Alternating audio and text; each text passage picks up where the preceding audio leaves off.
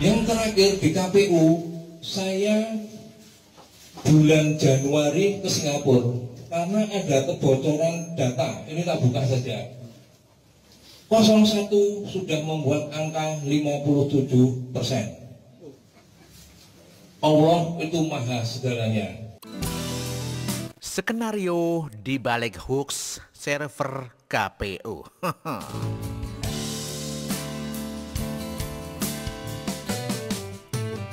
Belakangan beredar video seseorang di hadapan pendukung Prabowo Sandi mengatakan bahwa server KPU di luar negeri bocor. Saya tuh bulan Januari ke Singapura karena ada kebocoran data. Ini tak buka saja ya. Kubu 01 tuh sudah membuat angka 57%. Server yang dibangun 7 lapis bocor. Berita kebohongan terhadap lembaga penyelenggara pemilu masih saja beredar. Hukum yang menjerat para penyebar hoax sepertinya tidak membuat takut produser ataupun kreator hoax yang beredar di masyarakat. Dapat dilihat serangan kepada Jokowi dan KPU secara berkelanjutan tidak pernah berhenti. Belum tuntas hoax yang satu itu, muncul berita bohong lagi. Kenapa Jokowi dan KPU terus diserang? Narasi apa yang sedang dipersiapkan oleh oknum tertentu mendekati pemilihan presiden 17 April mendatang? Kenapa mulai santer KPU diintimidasi dan kenapa dikatakan server KPU dicurangi? Bahkan sudah disiapkan kemenangan Jokowi sebesar 57%. Padahal fakta yang ada mengatakan bahwa KPU tidak memiliki server di luar negeri. KPU sebagai lembaga penyelenggara pemilu yang netral tidak berpihak kepada paslon 01 dan 02. Sistem penghitungan suara nantinya juga akan dilakukan secara manual dari TPS hingga ke KPU pusat. Namun KPU terus-menerus ditekan, didiskreditkan dalam ranah publik.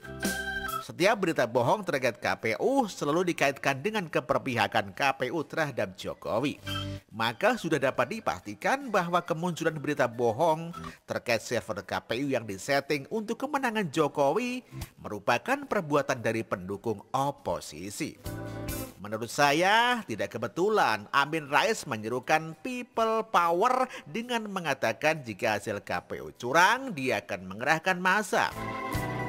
Sepertinya oposisi ingin mendesain bahwa pihak mereka kalah karena dicurangi. Berita kebohongan mengenai server KPU di setting ini pun diedarkan secara cepat dan meluas.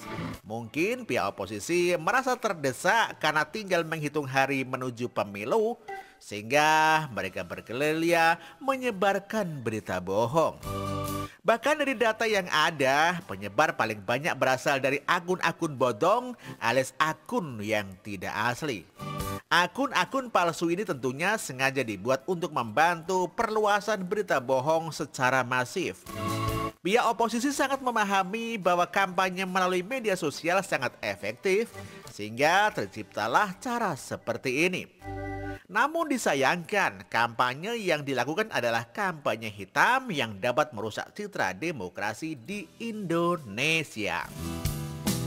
Menurut saya segala bentuk intimidasi kepada KPU, bahkan berita yang disebarkan seolah-olah KPU berpihak kepada Jokowi dan membantu Jokowi untuk menang dalam pemilu, memang telah direncanakan, diatur, dan dikeluarkan secara bertahap oleh kelompok oposisi.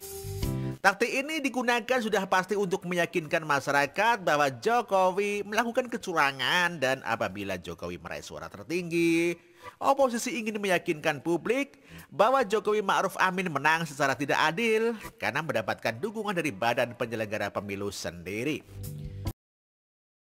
Bahkan ketika beredar TNI Polri bersikap tidak netral dan mereka memihak pada kubu Jokowi dan akan memenangkan Jokowi, menurut saya sudah terbaca jelas bahwa hoax ini juga menjadi serangkaian skenario yang nantinya digunakan untuk meruntuhkan kepercayaan masyarakat.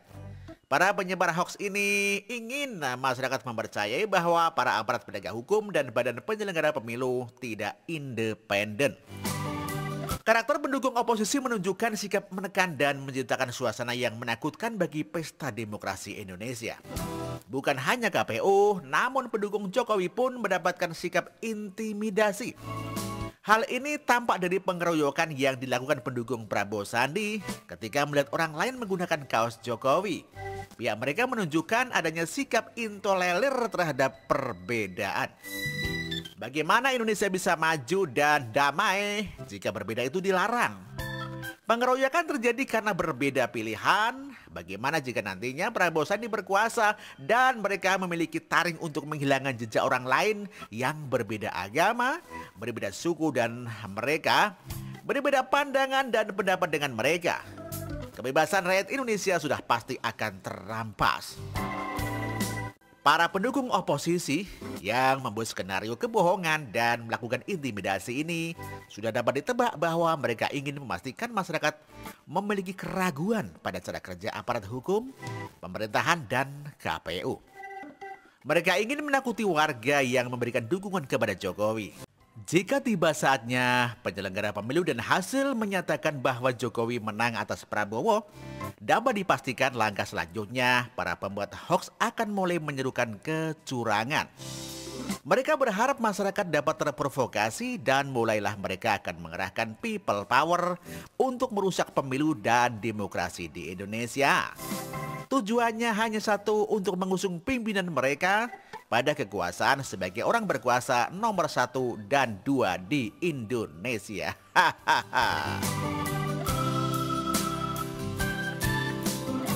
Demikian di YouTube dari Sebes Hollywood dan ditulis oleh Desi Nata. Terima kasih Desi.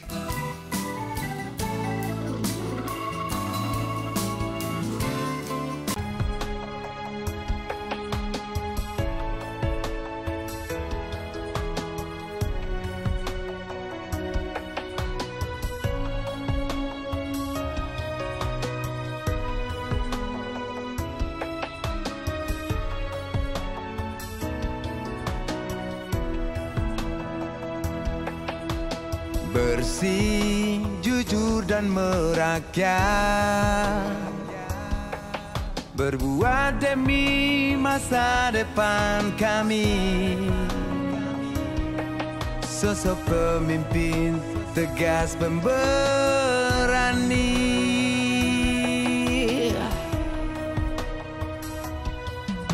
Kamu tidak tergantikan. Baktimu untuk negara Indonesia Timur bersuara.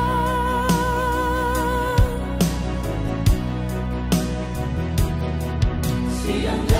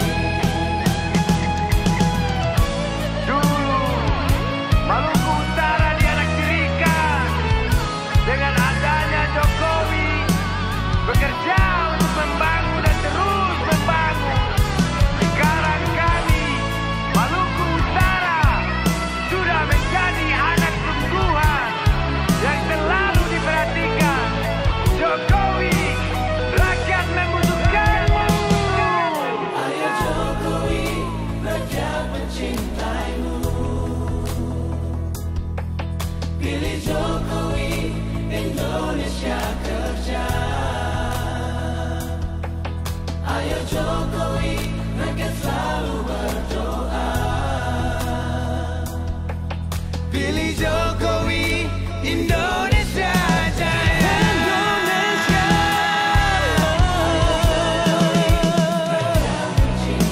Rakyat mencintaimu. Pilih Jokowi, Indonesia Jaya.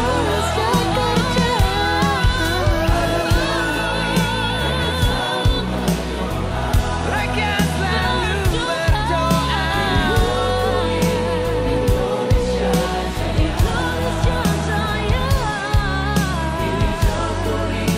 Indonesia Jaya.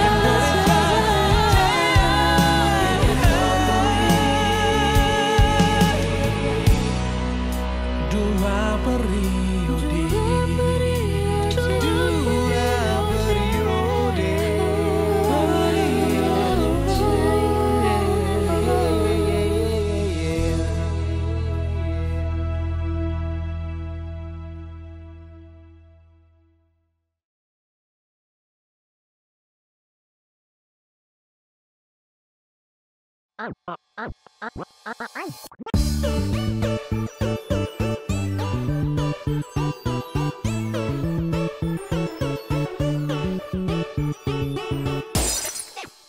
Orangnya santun dan rendah hati, setulus hati membangun negeri.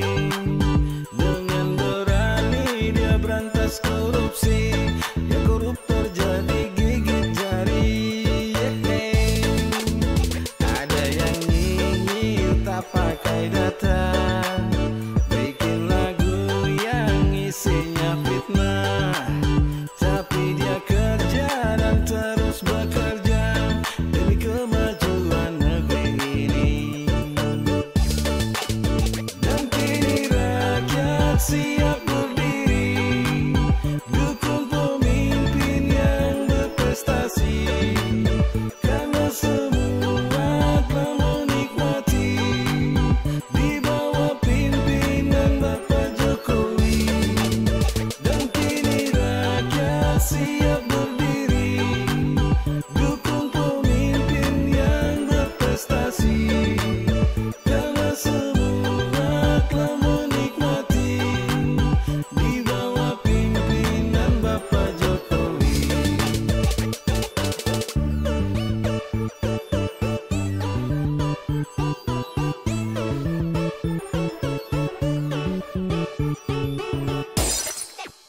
Orangnya santun dan rendah hati, setulus hati membangun negeri.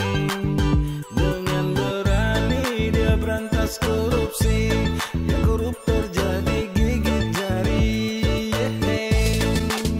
Ada yang nyinyir tak pakai data, bikin lagu yang isinya fitnah. Tapi dia kerja dan terus bekerja